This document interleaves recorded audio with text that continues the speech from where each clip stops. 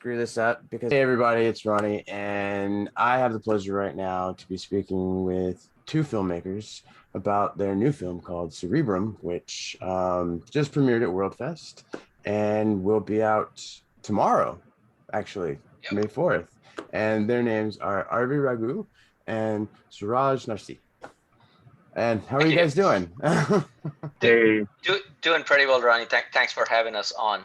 Yeah, tomorrow it's coming out. May 4th be with you. Well, I have already had the pleasure of seeing it, and I have to say that it's a nice mind bender, and I quite enjoyed it. My husband and I are actually thinking about watching it again tonight. So, Yeah, you might have to watch it more than once to just get all the gist of it. So there's a lot that has been layered in the film. So when you watch the next time, if you catch something, let me know. Definitely. So, I guess so. My first question is the age old question that every interview is going to ask you at the beginning of each interview. Tell us about the film, but please don't spoil it. Okay. All right. Well, Cerebrum is a film about a guy who signs up to be a test subject at a memory research lab, uh, and he commits a crime that he cannot remember, and the rest of the movie is about him trying to figure what's happening. Um, but that's kind of your usual log line. But Cerebrum is much more than that. It's got like three different layers. On the outset, obviously, it's a science fiction film. It's about digitally transferring memory, digitally recording your memory, replaying your memory, and all that. And the next layer is your thriller aspect of the film, which is like he commits a crime that he cannot remember. So what is he going to do about it?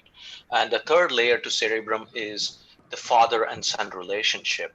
It's a very strange, very broken relationship, and it's how that relationship grows through the movie is the third layer.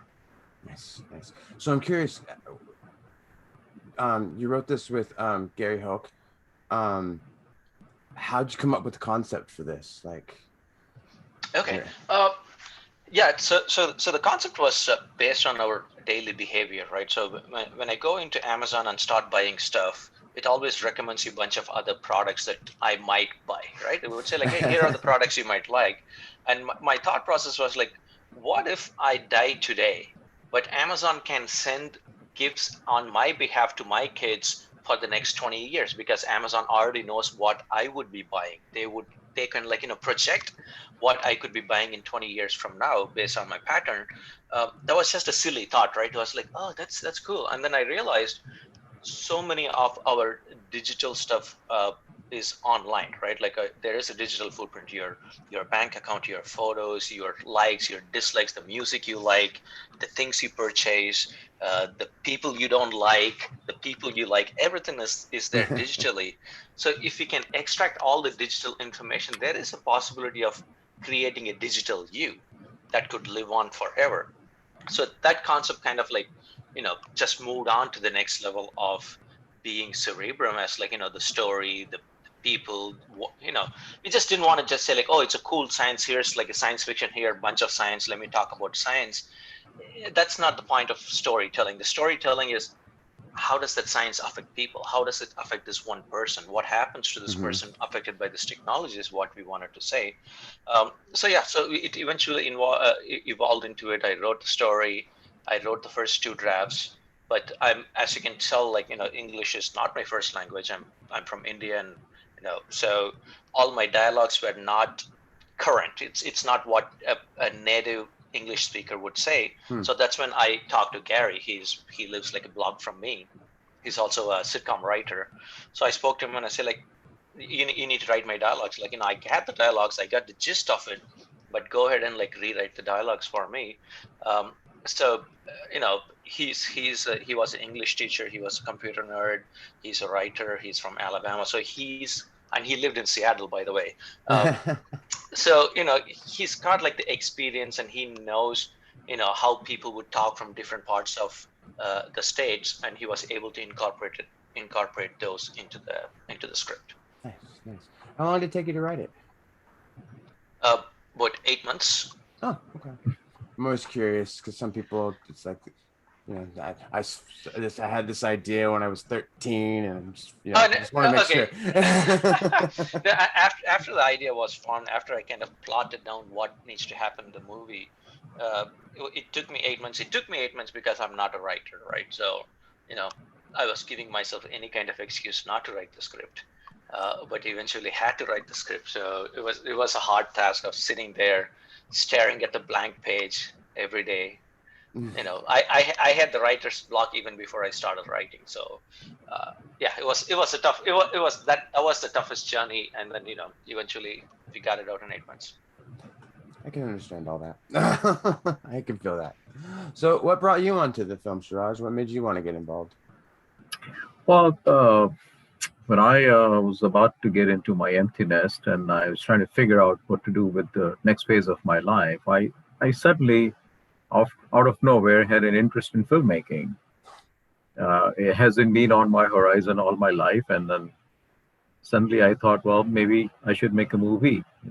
And I went to a local film meet club here in Houston, which is where I met Arvi, and we got into talking to each other, and he told me about his film, his story, and I kind of liked it, and I thought that this would be a good venture to work on, and that's how Arvi and we both joined hands, and I decided that I want to help him produce this movie. Nice.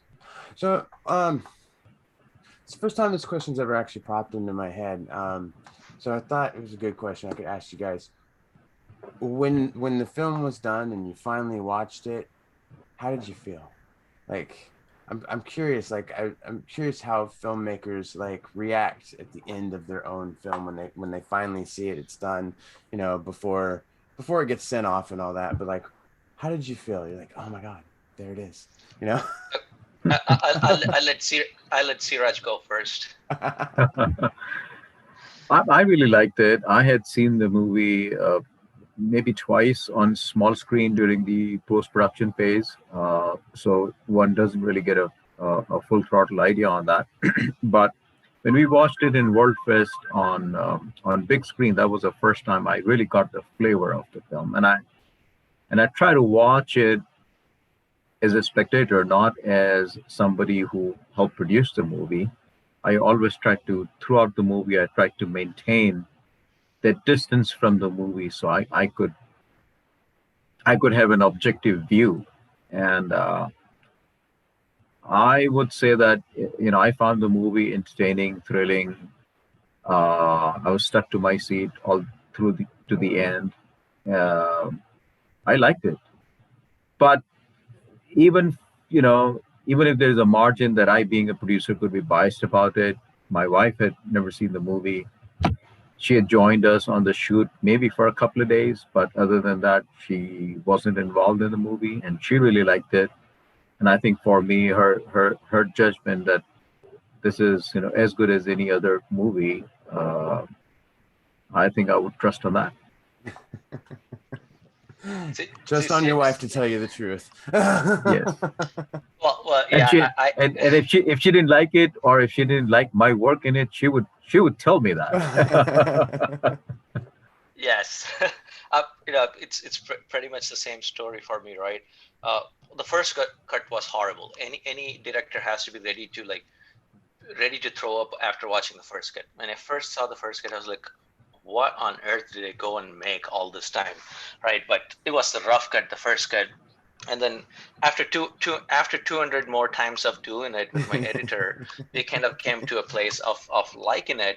But again, like as a director or person who was involved in the post production, I'm always looking at the bad stuff, right? Like the things that we missed out, like, oh, there's a frame missing here, or there's something happening here that nobody sees it, but I see that all the time. So it was hard for me to separate myself from there. But my biggest validation, also same as Siraj, came from my wife. She is my biggest fan / biggest critic, right? Like any idea I come up with a movie or something, I tell her, if it's not good, she would tell it to me right on my face. Immediately she would say, like, that's garbage. Please do not make this movie. I will not support you. So when it came to Cerebrum, the idea, she supported me from day one, and throughout the making of the film. And when she watched the final cut, when it's done and all that, when she watched it, she turned around and said, like, I am really proud. This is a good movie. I like it. So that to me told me, like, she's not going to hold back. If she didn't like it, she would have told me, like, she was like, okay, this is Yeah. garbage. Please do not put this out. Right. She means well, because she doesn't want me to put this out there and fail. She's just looking So in out that for you. sense, yeah. So she just turned to me and said, like, this is a really good movie. I think this is going to do well. And that to me was enough. I don't have to judge it on my own. Her judgment is as good as mine. So I said, like, okay, cool. You're good here. So how long did it take you to film this? Just the production part was 21 days, right? Okay. Like we for the first round, we shot for 16 days. We took a break, and then we went back and shot for another 5 days. Yes. How long were you in post-production? Close to a year. We finished in 2009. Yeah, was close to a year. Nice. Yeah. So one of the things I really want to know is the actors give some really solid and amazing performances in this that bring, I mean, it's very essential to have great actors in your film because they bring it all to life. But I mean, you have like Alexis Lemire, what is it, Christian James Russo. So I'm curious, how did you go about casting? Was it normal going through a casting director, agent, or did you have people in mind already? No, but when I wrote that, I did not have anyone in mind, right? Like, of course, you kind of think about a few characters, but I kind of kept it away from that. We tried to do an audition in LA before the movie was shot, but we did not find the right actors we wanted. Like, especially for the Tom character and Chloe character, we did not find the people that we wanted. So one of our other producers, Andy and Jill, they live in LA. So they tried to reach out to a bunch of talent agents and all that. So one of the talent agents, they came back and said, like, hey, here is Christian James. He's just coming out of his new film, and he's a phenomenal actor. And we also got Alexis. At that time, Alexis was up and coming. So she said, like, she's also really good. Watched a bunch of the reels, and we did some table reads with them, and they did really phenomenally well. And they had good chemistry between them. And we immediately know, like, these are the people we want in the movie. So we kind of signed them up. And James Russo definitely was is a veteran Hollywood actor. And we really needed somebody to carry that role with the charisma that role needed. And James read the script and he was very happy, and he said, like, yeah, just sign me up and I'll be on there. So Nice. we took the opportunity to bring him in. Nice. Yeah, they give a lot of realism to the characters, so I'm very happy. I'm glad you got the actors that you got to just really brought it all to life. Who was your set and art director for this? Because I just your scenes, your locations where you shot, they just brought a very, like, it's not a scary film, but it gives you that kind of a fear with the darkness and things like that, and a little bit of grittiness. So who chose the sets? So we definitely built kind of the lab in a real barn, right? Like we didn't do it on a sound stage or anything like that. So we kind of hunted down the places to go and find real places where we can shoot. And we had a production designer named Sonia Krupp, and she works in LA, so she was able to go to all the different prop shops and whatnot, gather all the props that she needed. And she also went for the scouting of the place, so she knew, like, how the lab needs to be set up and all that. So she set all that up. So it's a good mix of good production design and also us going to the real location and shooting in a real barn, dirt barn that it is, right? Like the first day before the lab was set up or the production design happened, the barn was filled with like 50 to 60 chickens and or a bunch of animals and whatnot. So we had to like take all that out, clean that place, make sure it's very clean and useful for everyone to shoot there for so long. We made sure all of that was done and then did the set and, brought it to life. Wow, that must have been fun. It was. As a boy that grew up the first part of his life on a farm, I wasn't a fan of it, so so feel that pain. So Edward Antonio did the score on this film. What made you go with him? Because he did some incredible music in here. Yes. I'm just being honest. I really enjoyed this film. So Okay. it's just Very, every little layer of it had something more and more like um the fight scene with Tony and I mean Tom and Andy. Um there's just the build up and like I don't know, the music just makes you feel the fight. Like so did you have Antonio in mind before or no. So the thing is, all my short films, 7 or 8 of them that I made before Cerebrum, my wife scored the music. Right? She's a classically trained pianist, and she plays the drums and she plays everything in the house. She composes all the thing, but when it came to Cerebrum, we know there's a lot of time commitment because it's a feature film. It needs a lot, and she's working full time, so there was no way she was going to be able to take this up. So at that time, we had like a few people that came to us looking at IMDb and whatnot, and Ed was one of them. And we had about like 8 people come to us and say like, "Hey, I want to score." So we sent them a sample clip of the movie and say like, "Score for it. Here is the detail of the scene. Here's what's going on internally. Here's what's going on externally. Here's the different mood that we want." Sent it out to people, and they all scored and came back. And it was between like Ed and like another person from France that was like kind of like pretty close to each other. And pretty much my wife listened to it, and because she is a lot more musically inclined than I am, she listened Mhm. to it and she was able to pick and say like, Ed is the guy. And nice? we are so fortunate we chose Ed. I mean, I'm not saying the others are bad because I'm sure they are good in their own right, but Ed is such an amazing human being to work with, not just a composer. He's just a beautiful, beautiful human being to work with. And we did a lot of Zoom calls back and forths, talking details. We would sometimes do like 12 different variations of the same score, right? Like he would come up with something and I would listen to it and I'm like, Ed, this is not working out. And you're like, Arvi, take 2 days, come back 2 days. I would listen for 2 days and like, no, it's still not working out for me. So there are like scenes where we did like 7, 8. I think there was one scene that took like 15 different variations before we ended up on the last one. So uh, he's incredibly patient, incredibly artistic. He brings his own artistic in there, but if you give feedback, he's so open to take the feedback and incorporate those. So it was beautiful working with him.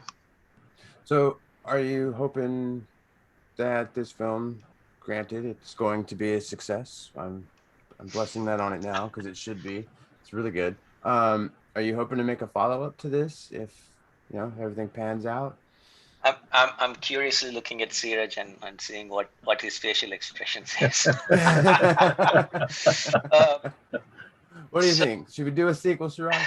Well, if the film is successful, yes, definitely there is a possibility we may do it. Yes, because uh, Arvi described 3 layers to the movie, and you pick each layer, and each layer of the movie in itself is enough to make a sequel. Let alone all 3 of them. So certainly, depending upon success of the movie, it's always going to be a possibility. I mean, so after watching the film, I feel like you even have the premise from the storylines in it to even do a prequel. yeah, no, Yes. well, very well said, Ronnie. Because if I mean, obviously, you always think about it. Like, what if I want to like extend this movie and make more? One thing is, like, Cerebrum has like a lot of details, a lot of minute details. Every single frame that you see in some of the dream sequence, especially, has a meaning to it. Why does that single image appear in his dream has a backstory to it, right?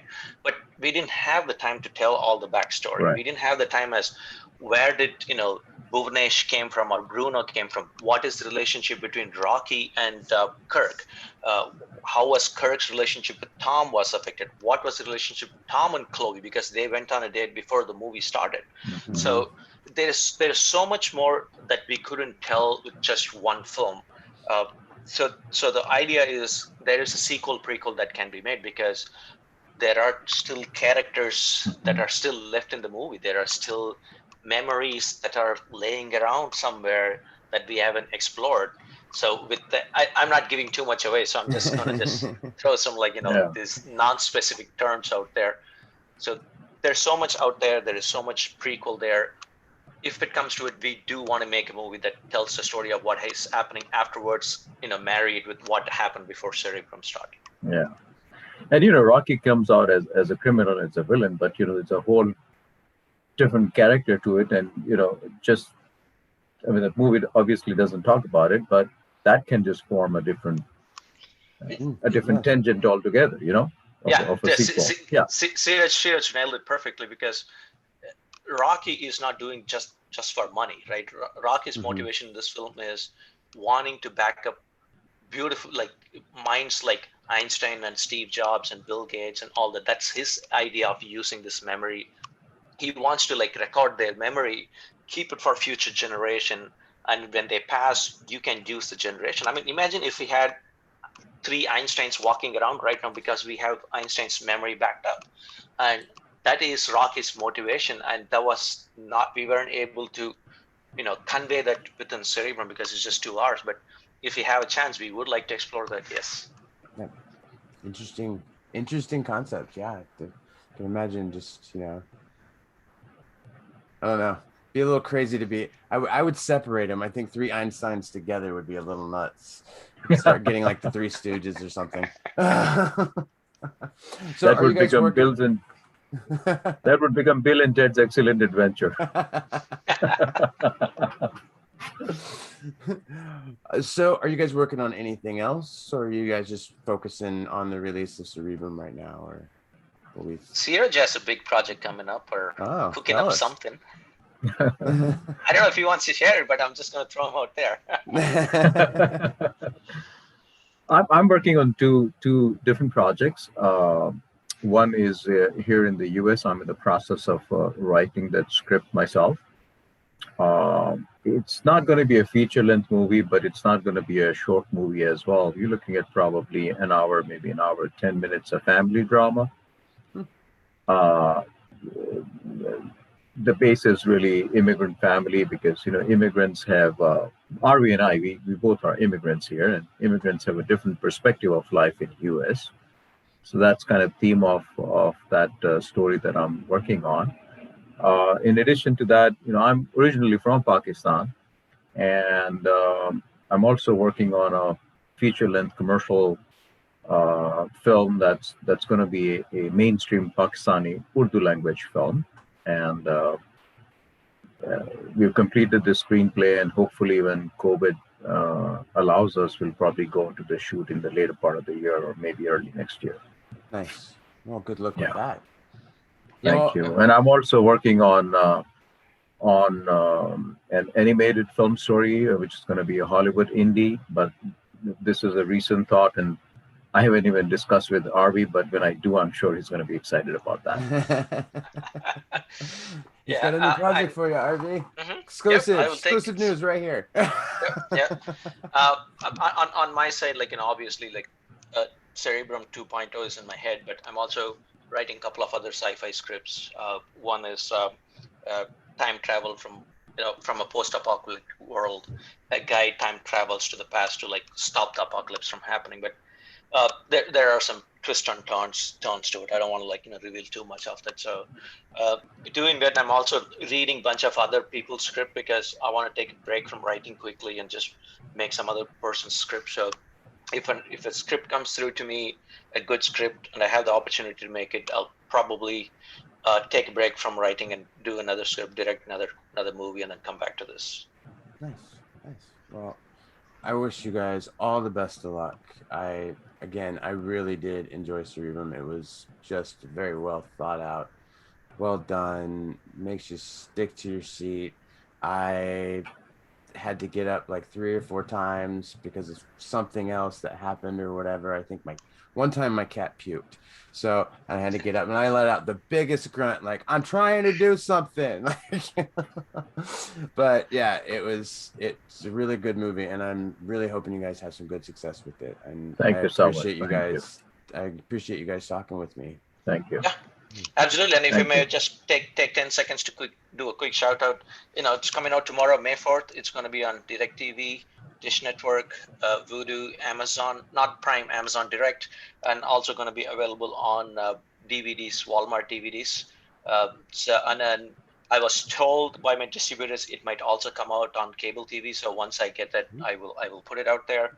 And obviously, I just want to thank everyone who was involved, the production, post-production, pre-production, all the friends and family, everyone who has been so much, being a so big support for me for the past 4 years in making this film. So big thanks to all of them for making this happen for me. Awesome. And everyone that's watching this video, you will be able to find a good number of those links of where to find the movie below.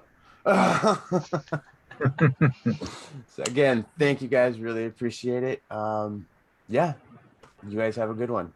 Absolutely. Thank Thanks, you, Ronnie. Ronnie. Appreciate it. Thank you for having us.